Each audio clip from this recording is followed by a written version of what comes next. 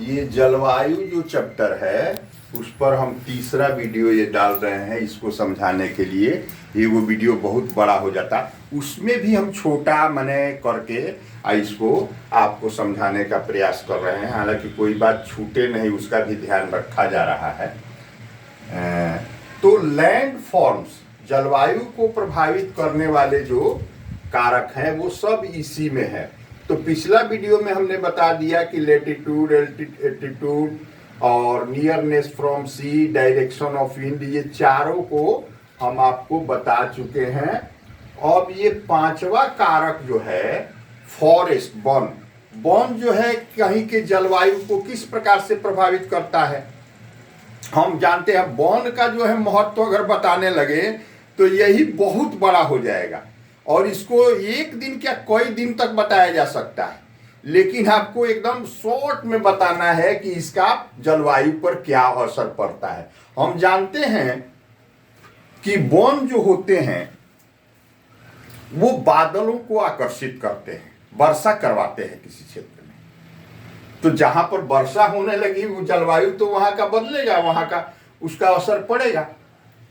इस तरह से वर्षा जब होती है तो वो सीधे जो है पानी का बूंद जो है धरती पर नहीं पड़ता है, वो पत्तियों पर, डालियों पर पड़ता है और उससे हो के धीरे धीरे पानी जो है धरती पर आता है। तो वो पानी के कण जो है मिट्टी के कणों को जो है बहा के दूसरे जगह नहीं ले जाते हैं। वन ये काम भी करता है। वहां के धरती पर ताप नहीं बढ़ने देता है क्योंकि ऊपर ही वो सूर्य की किरणों को रोक लेता है, तो वहां ताप नहीं बढ़ता है। तो इस प्रकार से वन जो है बहुत तरह से हमारे जलवायु को प्रभावित करते हैं। इसलिए कहा जाता है कि वन क्या नहीं करते हैं, वो वर्षा कराते हैं, बाढ़ को रोकते हैं और बहुत सारे जो जैव विविधताएं हैं वो वन में ही सुरक्षित है। तो आप लोग समझ गए हो कि वन जो है किस प्रकार से जलवायु को प्रभावित करता है। अब छठा है FO, ओशियन करेंट, माने समुद्री धारा।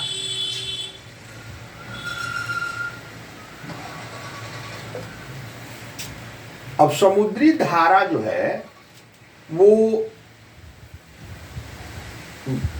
हमारे जलवायु को बहुत ज्यादा प्रभावित करते हैं।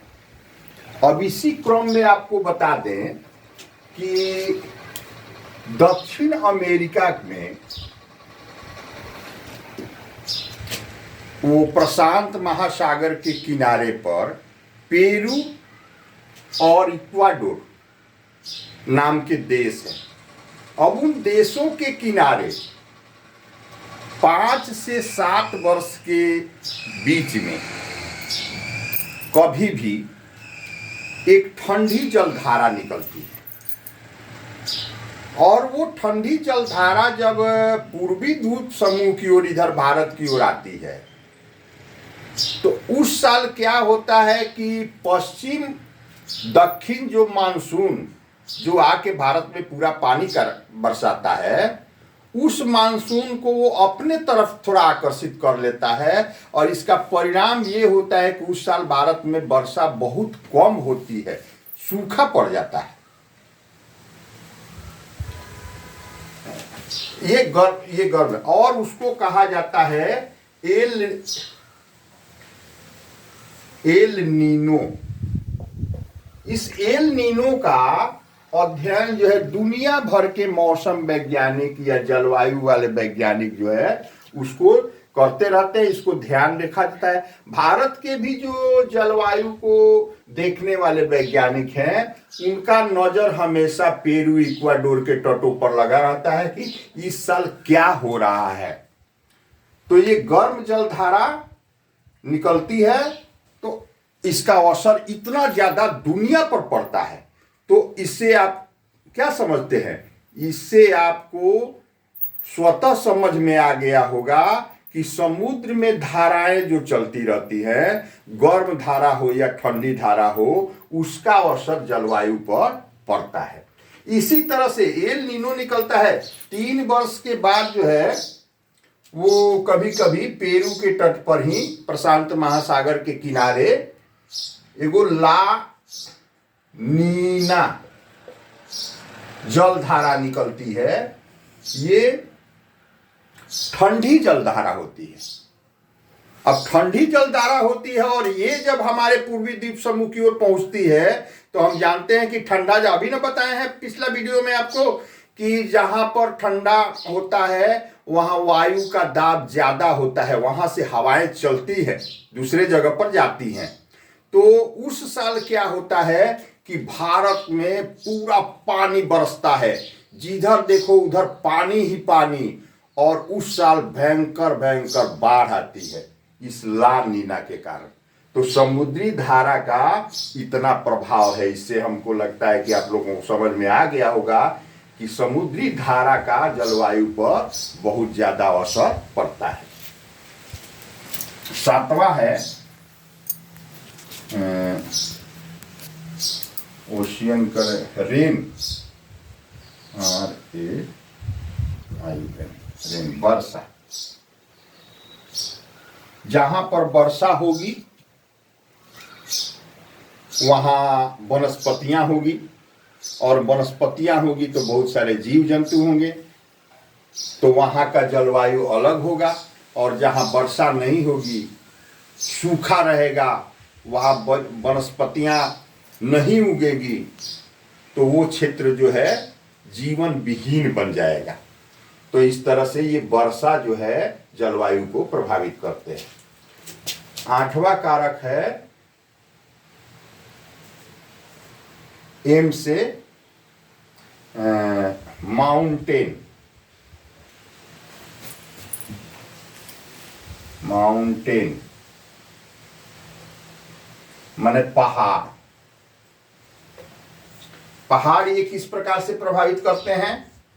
हम जानते हैं कि पहाड़ ऊंचाई पर होते हैं, ऊंचा बनाते हैं जगह को, और जैसे जैसे ऊंचाई बढ़ती है वहां का मौसम ठंडा हो जाता है। ये कई तरह से और भी कई तरीके से जलवायु को प्रभावित करते हैं। जैसे हमारे भारत के उत्तर में जो हिमालय पहाड़ है, वो जो है मानसूनी हवाओं को रोक के पूरा देश में वर्षा कराता है, और एक काम करता है कि जो मध्य एशिया से चलने वाली ठंडी हवाएं हैं जो जाड़ा के दिनों में चलती है, उनको वहीं पर रोक देता है, जिसके कारण उत्तर भारत के लोग ठंडी लहर से बच जाते हैं। जिन माने पहाड़ के एक साइड में वर्षा खूब होती है और एक साइड में जो है वर्षा नहीं होती है, उसको वृष्टि छाया प्रदेश कहा जाता है, और वहां पर पानी नहीं होता है। तो इस तरह से विभिन्न तरह से पहाड़ जो है हमारे जलवायु को प्रभावित करते हैं। और अंतिम है स्वाइल।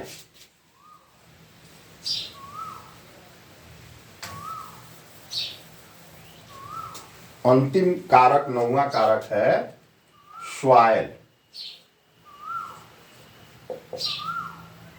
मिट्टी। मिट्टी जो है कई प्रकार की होती है। बनावट की दृष्टि से देखें हम तो मिट्टी कई प्रकार की होती है, और उसमें बनावट की दृष्टि में भी हम देखते हैं तो अलग अलग तरीका से उसका अध्ययन किया जाता है। लेकिन यहाँ जो चीज आपको समझना है बस वही बता रहे हैं कि कोणों का साइज जो होता है वो मिट्टी के अलग अलग होता है। जैसे चिकनी मिट्टी होती है, बलुई मिट्टी होती है।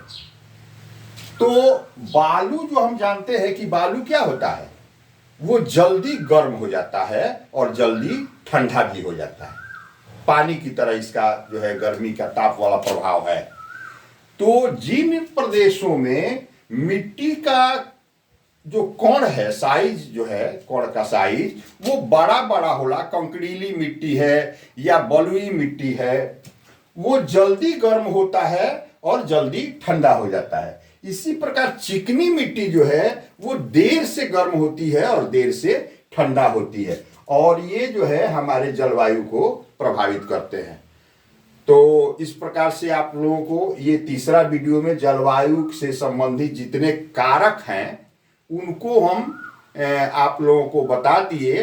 अब इसके आगे के वीडियो में हम आपको बताएंगे कि भारत का जो जलवायु है वो क्यों ऐसा है, क्योंकि भारत ही एक ऐसा देश है दुनिया में अद्वितीय जहां पर हर तरह के मौसम जलवायु पाए जाते हैं और सबका मिक्स करके वो जलवायु बनता है।